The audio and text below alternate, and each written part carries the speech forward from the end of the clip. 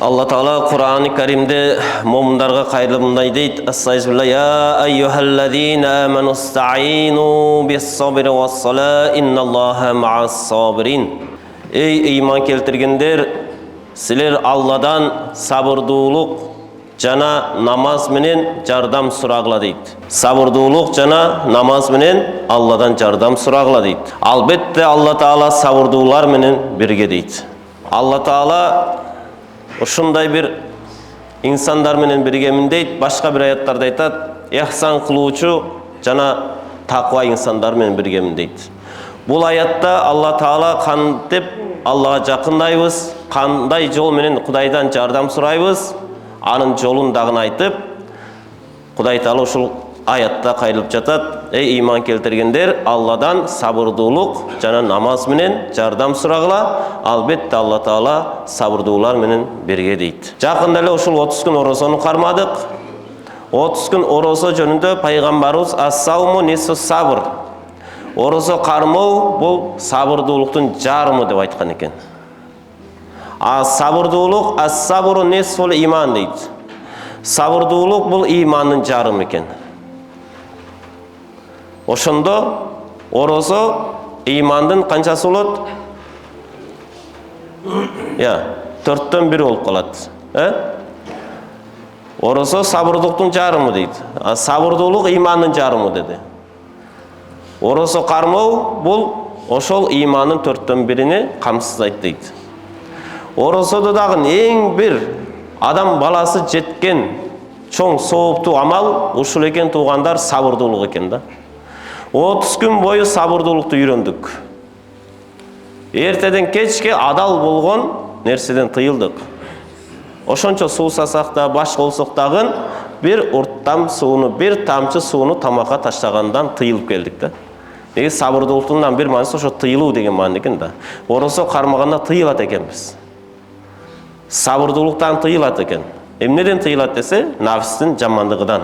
Нафс буйрган нерсени тыйылат экенбиз. Орозо биз ушул нерсеге үйрөттү туугандар. Ушул нерсе аркылуу Алла Таала айтат, сабырдуулук менен менден жардам сурагыла дейт. Жана намаз менен жардам сурагыла дейт. Ушул экөөсү менен Кудайдан жардам сурайт экенбиз. Бирок Алла Таала келет дагы кайра, албетте мен намаз окугандар менен биргемин деген жок. Сабырдуулар менен биргемин дейт. Караңызчы. Ошол намаз окуу дагы, орозо кармоо дагы адамды сабырдуулукка алып келиш керек экен да. Сабырдуулукка алып келе албаган намаз, жамандыктан тыя албаган намаз, сабырдуулукка жеткирбеген орозо, нафска каршы турбаган орозо, мындай орозону, мындай намазга каргыш болсун дейт. Фавайлул лил мусаллин дейт. Вайл болсун, тозок болсун, жамандык болсун ушундай намаз окуган адамга дейт. Пайгамбарыбыз башка бир хадисте айтат, көп орозо кармаган инсандар дейт.